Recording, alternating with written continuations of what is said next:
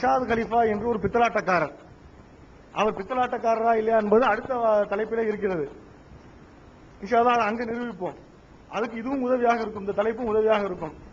அந்த மனிதர் தன்னுடைய சுய லாபத்திற்காக சில சித்தாந்தங்களை வைத்தார். அந்த சித்தாந்தங்களில் ஒன்று, குர்ஆன் என்பது 19 என்ற கட்டமைப்பில் வடிவமைக்கப்பட்டிருக்கிறது. 19 என்பது மிக பெரும் அற்புதம்.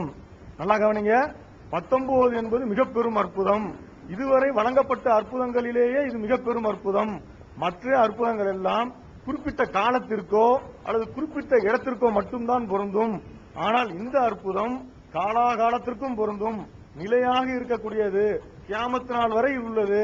எல்லா மனிதர்களும், எளிய பாமரர் முதல் கம்ப்யூட்டர் அறிஞர் வரை அத்தனை பேராலும் புரிந்து கொள்ளக்கூடிய அளவுக்கு மிக அற்புதமான மிக பெரும் அற்புதம் என்று அந்த ஆள் சொன்னார். ஆனா இப்ப அவங்க பேசும்போது சொன்னாங்க, குர்ஆன் ஆயத்தை ஓதி காட்டினாங்க, அது மிக பெரும் அற்புதங்களில் ஒன்றாகும் வசனத்தை ஓதினாங்க. இந்த வசனத்தை அவர் சொல்லிட்டு, இந்த அற்புதம் மிக பெரும் அற்புதங்களில் ஒன்றுன்னு சொல்லிட்டு, இந்த வசனம் அதுக்கு சம்பந்தம் இல்ல, ஆனா முடிச்சு போட்டு காட்டுவாரு. அற்புதங்கள் மிக பெரும் மிக பெரும் அற்புதங்கள் ஒன்றுன்னு சொல்லி இந்த வசனத்தை ஓதிட்டு, இது மிக பெரும் அற்புதம் அப்படின்னு சொல்லிட்டு ஒரு பொய்யாம மாற்றமான ஒரு கருத்தை எடுத்து வைப்பார். சரி, அவங்க நிறைய ஆயத்துக்களை சொன்னாங்க. அந்த ஆயத்துகள்லாம் அர்த்தமில்லாத, தலைப்போட சம்பந்தம் இல்லாத தலைப்பு ஆயத்துகள்.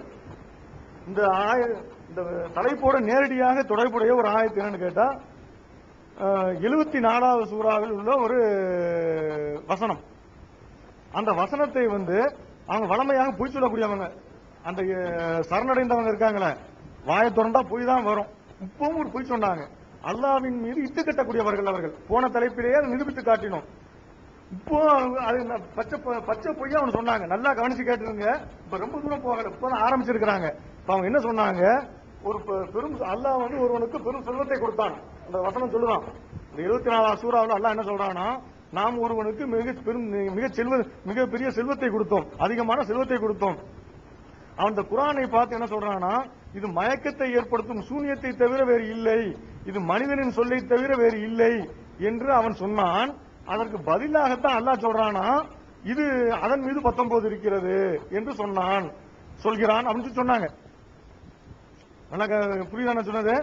அவன் கேட்டதாக என்ன சொல்றாங்க, இது ஒரு மனிதன் என்ன சொல்றானா, இது சூனியம் என்று சொன்னானாம். இதை குர்ஆனை பற்றி சொல்லும் போது இது சூனியம் என்று மனிதன் சொன்னானாம். அதுக்கு இறைவன் சொல்லக்கூடிய பதில் என்னன்னு கேட்டா, இல்லை, இதன் மீது 19 இருக்கிறது, இது ஒரு பெரிய அற்புதம் என்று சொன்னான் அப்படின்னு சொன்னாங்க. இது பச்சை பொய். அதுக்கு இடையில நிறைய வசனங்கள் இருக்குது, அதையெல்லாம் விட்டுட்டாங்க, முழுங்கிட்டாங்க. அவங்க குர்ஆன்ல நிறைய விளையாடக்கூடியவங்க, பூந்து விளையாடுவாங்க, தேவைப்பட்ட இடத்துல சேர்ப்பாங்க, தேவைப்பட்ட இடத்துல தூக்கி வீசுவாங்க, என்னென்ன தில்லு முள்ளு பண்ணுவாங்கிறதெல்லாம் இன்ஷா அல்லாஹ் எடுத்து ஒண்ணு காட்டுறோம். இப்போ ஆரம்பத்திலேயே அந்த விளையாட்டை காட்ட ஆரம்பிச்சுட்டாங்க. அந்த வசனத்தை முழுமையா படிக்கிறேன். பின்னர் கடுகெடுத்து முகம் சுளித்தான், பின்னர் புறக்கணித்து கர்வம் கொண்டான், இது மயக்கத்தை ஏற்படுத்தும் சூனியம் தவிர வேறு இல்லை, இது மனிதனின் சொல் தவிர வேறு இல்லை என்று கூறுகிறான். அவனை சக்கர் என்னும் நரகில் கருகச் செய்வேன். அல்லாஹ் சொல்றான். அதுக்கு பதில் சொல்றான். இந்த வசனத்தெல்லாம் விட்டுட்டாங்க. அவன் இது சூனியன் சொன்னான். அதுக்கு அல்லாஹ் சொல்ற பதில், சூனியன் சொல்றீல்ல, இதுக்கு நான் உன்னை தண்டிப்பேன். எப்படி தண்டிப்பேன்? சக்கர் என்னும் நரகத்தில் உன்னை கருகச் செய்வேன். முகமதுங்கிறது இல்ல, சக்கர் என்னும் நரகத்தில் கருகச் செய்வேன். சக்கர் என்றால் என்ன என்று உமக்கு எப்படி தெரியும்? சக்கரன்னா உங்களுக்கு என்ன தெரியும்? அது மிச்சம் வைக்காது, விட்டும் வைக்காது, கொஞ்சம் கூட மிச்சம் வைக்காம பாக்கியே இல்லாம உங்களை கருகி அழிச்சிரும். அப்படிப்பட்ட நரகம். அதுல போட்டு அவனை கருகி தீய வச்சிருவேன் அப்படின்னு சொல்லிட்டு அவனை எச்சரிக்கை செய்யறான். இந்த வசனத்தெல்லாம் விட்டுட்டாங்க. விட்டுட்டு அதன் மீது 19 இருக்குதுன்னு அல்லாஹ் சொல்றான். அப்படின்னா குர்ஆனை பத்தி அவன் சொன்ன உடனே இந்த 19 பத்தி பதில் சொன்னதாக, அதாவது குர்ஆன் மீது 19 இருக்குதுன்னு சொல்லிட்டு அல்லாஹ் சொன்னதாக ஒரு தப்பான செய்தியை, சித்திரத்தை இங்க தோற்றுவித்து ஒரு பொய்யான கதையை இட்டு கட்டுகிறார்கள். 3-4 ஆயத்துக்களை விட்டு விட்டார்கள். இப்ப இங்க என்ன வருது? முகமது அவன் இந்த மாதிரி சூனியம் என்று சொல்லக்கூடியவனை அல்லாஹ் சொல்றான். அந்த சூனியம் என்று சொல்லக்கூடியவனுக்கு பதிலாக அல்லாஹ் சொல்லுகிறான், அவனை சக்கர் என்னும் நரகில் கருகச் செய்வேன். சக்கர் என்றால் என்ன என்பது உமக்கு எப்படி தெரியும்? அது மிச்சம் வைக்காது, விட்டும் வைக்காது, தோலை கரித்து மாற்றக்கூடியது, அவ்வளவு கடுமையான நரகம். அதன் மீது 19 இருக்கிறார்கள், அதன் மீது 19 உள்ளது, 19 உள்ளனர் அப்படின்னு சொல்லிட்டு வருது. இது குர்ஆனை எங்க குறிக்கும்? இது நரகத்தின் மீது 19 பேர் இருக்கிறார்கள் என்பதை குறிக்குமா, அல்லது குர்ஆனின் மீது 19 பேர் இருக்கிறாங்க குறிக்குமா? இதுல இலக்கணப்படி பார்த்தாலும் இல்லை. அவங்களுக்கு இலக்கணம் தெரியாதுங்கிறதுனால இலக்கண சர்ச்சைக்குள்ள எல்லாம் நாங்க போக விரும்பவில்லை. அவர்களுக்கும் இலக்கணம் புரியாது, பார்க்கக்கூடிய நிறைய மக்களுக்கும் இலக்கணம் புரியாது என்பதால் எல்லாரும் பார்க்கக்கூடியவர்கள் பண்டிதர்களாக, அரபி மொழி பண்டிதர்களாக இருக்க மாட்டார்கள். ஆனா அந்த இலக்கணத்துக்குள்ள எல்லாம் நுழையாம மேலோட்டமாக பார்த்தாலே எந்த சுய அறிவு உடைய, பகுத்தறிவு உடைய எந்த ஒரு மனிதன் பார்த்தாலும் புரியக்கூடிய மாதிரி இருக்குது. அது மாத்திரம் இல்ல, இந்த இன்னொரு பச்சை பொய்ய சொல்றாங்க. அவர்களே இது நரகத்தை தான் குறிக்குது, நரகத்தின் மீது உள்ள மலக்குகளை தான் குறிக்குதுன்னு அவங்களே ஒத்துக்கிட்டாங்க. இவங்க இல்ல, இவங்க மாத்திரம் இல்ல, இவங்களுடைய முன்னோடி இருக்கான அந்த பித்தலாட்டக்காரன் சொன்ன அந்த ரஷாத் கலிஃபான்னு வரான அவனே ஒத்துக்கிட்டான். இப்ப மறைக்கிறாங்க, அவனே சொன்னதை இவங்க மறைக்கிறாங்க. அவன் ஒரு குர்ஆன் மொழிபெயர்ப்பு வெளியிட்டிருக்கிறான்.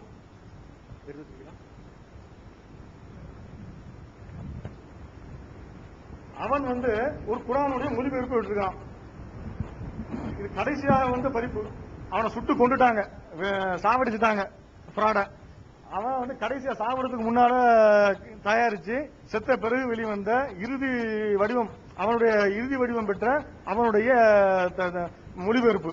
அதுல அவன் கையால் எழுதுனது. இதுல ஏகப்பட்ட குளறுபடி. என்ன குளறுபடி இருந்தாலும் சில விஷயங்களை தன்னையும் அறியாமல் பொய் சொல்றவன் சில விஷயங்களை தன்னையும் அறியாமல் ஏதாவது ஒத்துட்டு போயிடுவான். அந்த மாதிரி அவன் என்ன செஞ்சிருக்கிறான், இந்த 74வது சூறாவுல அவனையும் அறியாமல் இது மலக்குகளை தான் குறிக்கிறது என்பதை தெளிவாக இங்க ஒத்துக்கிட்டு போயிட்டான். நான் காட்டுறேன் பாருங்க.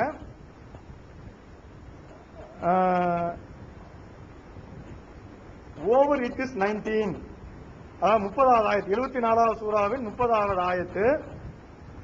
ஓவர் இட் இஸ் 19 நல்லா போல்ட் எழுத்துல போட்டிருப்பான். கொஞ்சம் க்ளோஸ் அப்ல காட்ட முடிஞ்சா காட்டுங்களேன். வராதா?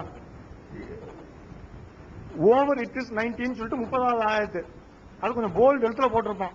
போல்ட் கீழே எழுதிருப்பான், இது நரகத்தின் குர்ஆனை குறிக்குதுன்னு போட்டிருப்பான். அடுத்தது அடுத்த வசனத்திலேயே 31வது வசனத்துல we appointed angels to be guardians of hell and we assigned their number. பக்கத்துல பிராக்கெட்லயே அவன் 19 போட்டிருக்கான். குர்ஆன்ல இல்லாத ஒரு நம்பரை ஏங்க போட்டான்? 31வது வசனத்தோட தமிழ இங்கிலீஷ்ல இருக்க தமிழ படிச்சு மொழிபெயர்க்கிறேன். we appointed angels to be guardians of hell. நாம் வானவர்களை நரகின் காவலாளிகளாக நியமித்தோம். and we assigned a number, அவர்களுடைய எண்ணிக்கையை நாம் நிர்ணயித்தோம். பிராக்கெட்ல 19 அப்படின்னு அவனே போட்டிருக்கிறான். அவனே ஒத்துக்கிட்டு இப்ப இல்லங்கிறான். தன்னையும் அறியாமல் உண்மையை ஒத்துக்கொள்ளக்கூடிய ஃப்ராடுங்க இவங்க எல்லாம். இதெல்லாம் மறைச்சிக்கிட்டு இருக்கிறானுங்க. நான் கொஞ்சம் க்ளோஸ் அப்ல அதை காட்டிடுறேன் கேமராவுக்காக. டைம் இருக்குது. தமிழ் சொல்லிட்டேன், தமிழ் சொன்னேன், மொழிபெயர்த்து சொன்னேன். அதன் மீது 19 இருக்கிறது என்று போல்டு எழுத்துல போட்டுட்டு அடுத்து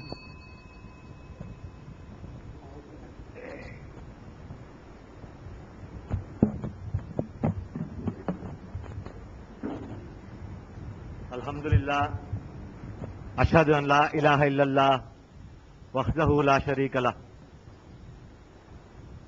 அன்பான சகோதரர்களே, முதல் 10 நிமிஷத்துல நம்ம 74வது அத்தியாயத்தின் சில வசனங்களை படிச்சு அந்த வசனத்தில் உள்ள விஷயம், இந்த வமா ஜஅல்னா இத்தத்தஹும் இல்லா ஃபித்னத்தன் லில்லதீன கஃபருன்னு ஆரம்பிக்குது அந்த வசனம். அவர்களுடைய எண்ணிக்கை, இங்க நரக காவலாளிகளின் எண்ணிக்கை 19ங்கிற குறிப்பு இங்க இருக்கிற யாரும் மறுக்கல. ரஷாத் கலிஃபா முதல்ல அதை சொல்லிட்டு அப்புறம் இல்லைங்கல. அது 19ங்கிற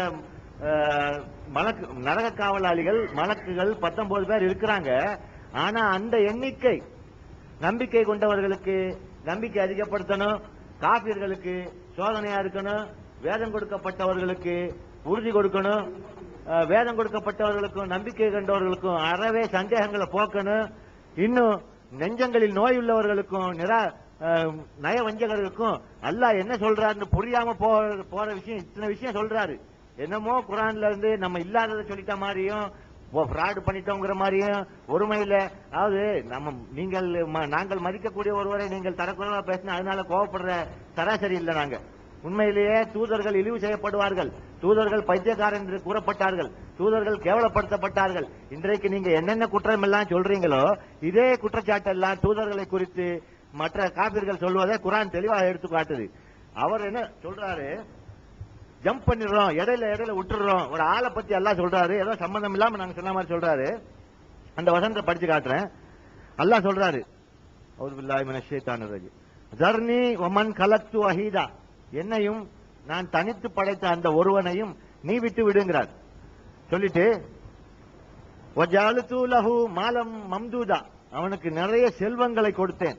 வபனீன ஷுஹூதா, கூட இருக்கும் மகன்களை தந்தேன். வமஹத்து லஹு தம்ஹீதா, அவனுக்கு வாழ்க்கை வசதிகளை அனைத்தையும் தந்தேன். சும்மா யத்மஉ அன் அஸீத், இதற்கு பின்னரும் அவன் பேராசை கொள்கிறான் அதிகம் வேண்டும் என்று. அல்லாஹ் சொல்றாரு, கல்லா இன்னஹு கான லி ஆயாத்தினா அனீதா, இல்லை நிச்சயமாக அவன் நம்முடைய அத்தாட்சிகளுக்கு வெளிப்பாடுகளுக்கு முரண்பட்டவனாக இருக்கிறான் அப்படின்னு சொல்லிட்டு அல்லாஹ் சொல்றார், சௌர்ஹிகுஹு சௌதா, விரைவில் அவனை ஒரு கடினமான வேதனையில் ஏறச் செய்வேன். இன்னஹு ஃபக்கர வ கத்தர, அவன் சிந்தித்தான் யோசித்தான். குத்தில கைஃப கத்தர, எவ்வாறு அவன் சிந்திக்கிறான். சும்மா குத்தில கைஃப கத்தர, எப்படி அவன் சிந்திக்கிறான். அல்லாஹ் மீண்டும் மீண்டும் கேட்கிறான். சும்மா நதர, பின்னர் பார்க்கிறான். சும்மா அபசவ பசர, பின்னர் கடுகடுத்து திரும்பி விடுகிறான். சும்மா அதுபர், கடுகடுத்தான் முகஞ்சொலித்தான். சும்மா அதுபர வஸ்தக்பர், பின்னர் புறங்காட்டி திரும்பினான், பெருமை அடித்துக் கொண்டான். நாங்க அது இதுங்க பெருமை அடித்துக் கொள்கிறான். ஃபகால இன்ஹாதா இல்லா சிஹ்ருன் யூஸர், அவன் சொல்லுகிறான், இது ஒரு வழி வழியாக வந்த சூனியமே அன்றி வேறு இல்லைன்னு சொல்றான்.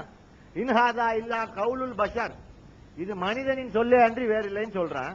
சஉஸ்லிஹி சக்கர், அல்லாஹ் சொல்றாரு தொடர்ந்து, ஏதோ விட்டுட்டோம் சொன்ன வசனம் இதுதான். சஉஸ்லிஹி சக்கர், அவனை சக்கரில் நுழையச் செய்வேன் அப்படின்னு சொல்லிட்டு, வமா அதுராக்க மா சக்கர், சக்கர்னா என்னன்னு தெரியுமா உங்களுக்கு. லா துபுகி வலா ததர், பாக்கி வைக்காது விட்டும் விடாது.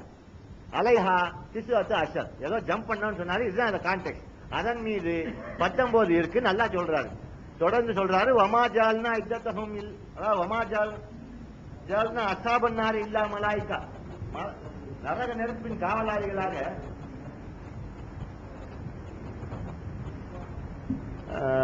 நரக நெருப்பின் காவலாளிகளாக நாம் மலக்குகளை அல்லாமல் ஆக்கவில்லை சொல்லிட்டு சொல்றாரு. வமா ஜஅல்னா இத்தத்தஹும், வமா ஜஅல்னாஹும், அவர்களை நாம் நம்பிக்கையாளர்களுக்கு இப்படி செய்யணும், நிராகரிக்கிறவங்களுக்கு இப்படி, அந்த மலக்குகள் இப்படி செய்வாங்கன்னு சொல்லல. இத்தத்தஹும்ங்கிற ஒரு கீவேர்டை கண்டுக்காம விடுறாங்க.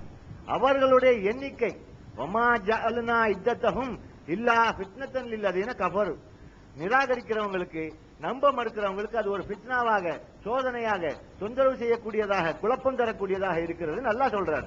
அந்த எண்ணிக்கை அது எப்படின்னு கேட்டார் சகோதரர், அது எப்படி சோதனை ஆகுதுங்கிறத சொல்லணும். தொடர்ந்து அல்லாஹ் என்ன சொல்றாரு, வலி யஸ்தைகீன அல்லதீன ஊத்துல் கிதாப, அஊது பில்லாஹி மினஷ் ஷைத்தானிர் ரஜீம், வலி யஸ்தைகீன அல்லதீன ஊத்துல் கிதாப், வேதம் கொடுக்கப்பட்டவர்களுக்கு யக்கீன் உறுதியை கொடுக்கும் சொல்றார். இந்த எண்ணிக்கை வேதம் கொடுக்கப்பட்டவர்களிடம் இந்த விஷயத்தில் கூறப்பட்டா அவர்களுக்கு அது உறுதி கொடுக்கணும் சொல்றாரு. தொடர்ந்து சொல்றாரு, வயசுதாதல்லதீன ஆமனு ஈமானா, நம்பிக்கை கொண்டவர்களுடைய நம்பிக்கை அது அதிகரிக்கும் சொல்றாரு. வலா யர்தாபல்லதீன ஊத்துல் கிதாப வல் மூமினீன், நம்பிக்கை கொண்டவர்களும் வேதம் கொடுக்கப்பட்டவர்களுக்கும் இருக்கக்கூடிய அனைத்து சந்தேகங்களையும் அது நீக்கிவிடும், போக்கிவிடும் நல்லா சொல்லிட்டு தொடர்ந்து சொல்றாரு, வலிய கூலல்லதீன ஃபீ குலூபிஹிம் மரதுன் வல் காஃபிரூன மாதா அராதல்லாஹு பிஹாதா மஸலா, மேலும் நெஞ்சங்களில் நோய் உள்ளவர்களும் நம்ப மறுப்பவர்களும் இதன் மூலம் அல்லாஹ் என்ன கூற நாடுகிறார் என்று கேட்பதற்காகவுமே இவ்வாறு ஆக்கினோம் அப்படின்னு சொல்றாரு. இது அல்லாத வேற விஷயங்கள்ல விளக்கங்கள் இருக்கிறதா சொல்ற நீங்க, இந்த விளக்கங்க என்னன்னு கேட்டார் சகோதரர். இது எப்படி உங்களுக்கு அதிகரிக்குதுன்னு கேட்டார். அதற்குண்டான பதில சொல்லாம 10 நிமிஷம் சொன்னாங்க. இது நம்பிக்கை எப்படி அதிகரிக்குது, இந்த விஷயங்களை எப்படி செய்துங்கிறத நம்ம பார்ப்போம்.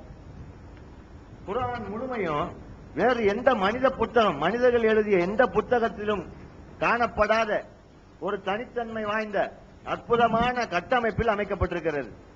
குர்ஆனில் உள்ள ஒவ்வொரு விஷயமும், அதாவது அதில் உள்ள ஒவ்வொரு விஷயமும் சூறாக்கள், சூரா 114 சூரா 114 = 19 × 6, மிச்சமும் வைக்கல விட்டும் விடல, இதுதான் சொல்றாரு.